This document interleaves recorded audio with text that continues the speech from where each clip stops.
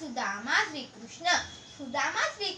परम मित्र अस्तम तो एकस्ते एवं गुरु शिष्य अस्तम श्री कृष्ण द्वारिकाया राज्यम अकरत् किन्तु सुदामा अतीव निर्धनः आसीत् तस्य पत्नी सन्ततयः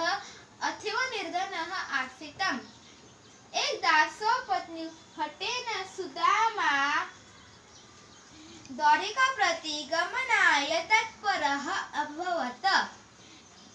स्वपत्नी किञ्चित् उपारः दातुम् अकरत् जीर्णवस्त्रस्य एवं सुदामा श्रीकृष्ण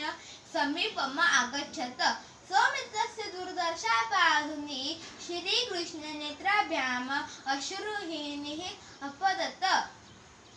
तदा स्नान भोजन करोनि वार्ताम् अकृताम् श्रीकृष्ण तदा त्रमपृच्छत् तु किञ्चित् उपारः आनयमयच्च श्रीकृष्ण तदा तान् ताण्डुलाव विद्वासहीनः आखादत् तदा सुदामा स्वगृहं प्रति गन्तुं श्रीकृष्ण अनुज्ञाम् आयाचत यदा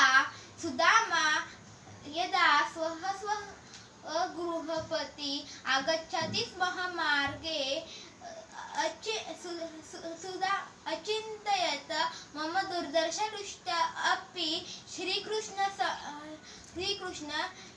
मय नायच्छत् किन्तु आश्चर्यम् गृहम् आगत्य स्थाने विशालं प्रासादम्